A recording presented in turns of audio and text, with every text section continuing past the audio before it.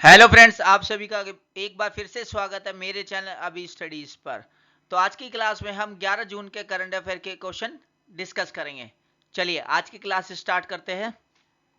आज का हमारा पहला क्वेश्चन है, किस राज्य की वाटर ब्यूरियल को 67वें राष्ट्रीय फिल्म पुरस्कार 2021 67वें राष्ट्रीय पुरस्कार 2021 में पर्यावरण संरक्षण पर सर्वश्रेष्ठ फिल्म राष्ट्रीय पुरस्कार मिला है?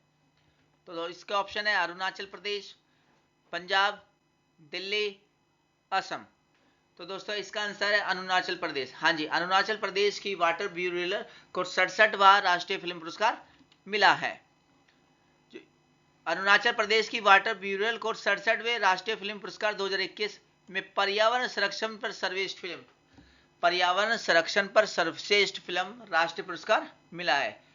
फिल्म के जो निर्माता थे, निर्देशक थे, उनका नाम था शातुनु सेन और ये वाटर ब्यूरियल एम टेलीविजन द्वारा निर्मित है। किसके द्वारा बनाई गई थी? ये एम टेलीविजन द्वारा निर्मित है। वाटर ब्यूरियल मोनापा बोली में, कौन सी बोली में बनी है मूवी? जो वाटर ब्यूरियल मोनापा बोली में है। और अरुणाचल प्रदेश में एक स्थानीय जनजाति के एक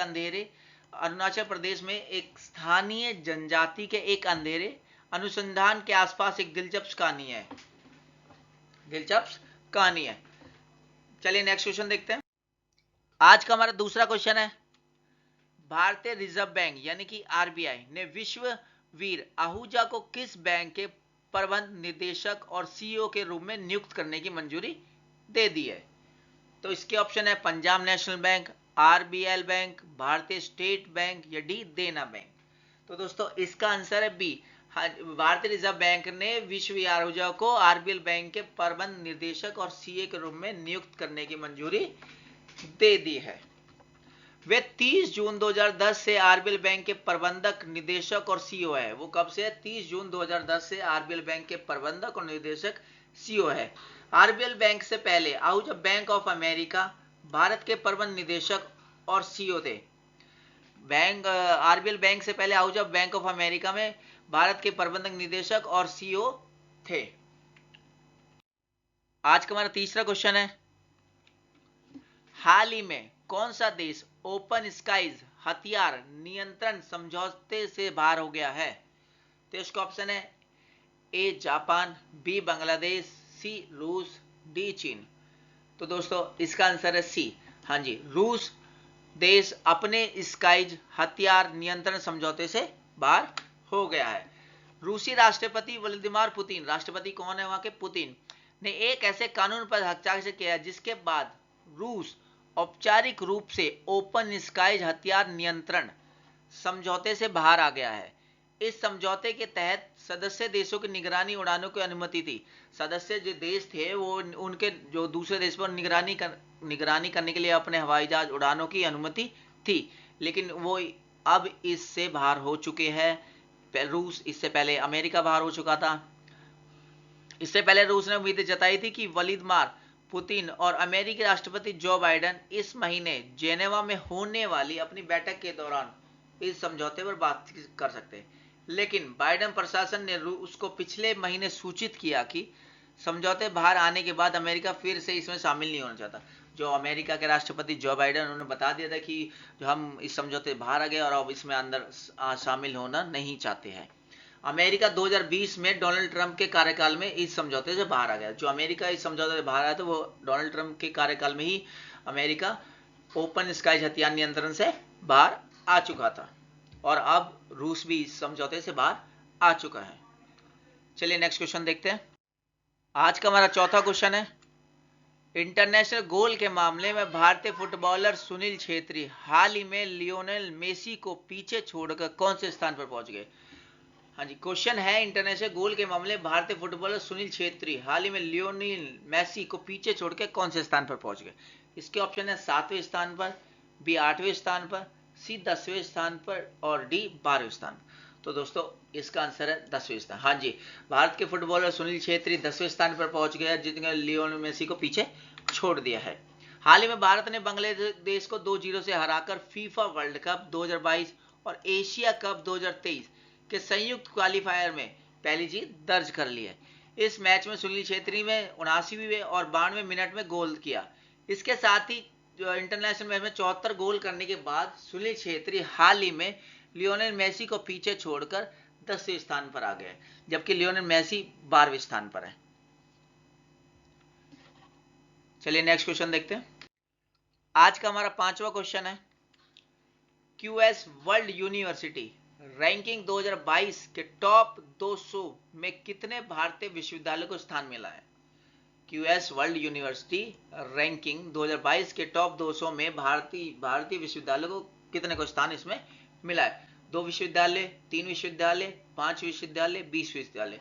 तो दोस्तों भारत के 3 विश्वविद्यालयों को वो क्यूएस वर्ल्ड यूनिवर्सिटी रैंकिंग में 200 के अंदर स्थान मिला है। क्वेरेली साइमंड्स लिमिटेड वैश्विक उच्च शिक्षा विशेषज्ञों के द्वारा जारी क्यूएस वर्ल्ड यूनिवर्सिटी रैंकिंग 2022 के टॉप 200 में 3 भारतीय विश्वविद्यालयों को स्थान मिला है। आईआईएससी बेंगलुरु अनुसंधान के क्षेत्र में विश्व में पहले स्थान पाया है। यह जारी अंतर्राष्ट्रीय विश्वविद्यालय रैंकिंग का 18वां संस्करण है। जो रैंकिंग जारी की जा रही है वो इसका कौन सा संस्करण है? ये 18वां संस्करण है और भारत की 3 विश्वविद्यालयों को इसमें स्थान मिला है टॉप 200 में। चलिए नेक्स्ट क्वेश्चन। आज का हमारा 6ठा क्वेश्चन है, निम्न में से किस राज्य के मुख्य सचिव रहे अनूप चंद्र पांडे देश के नए इलेक्शन कमिश्नर नियुक्त किए हैं?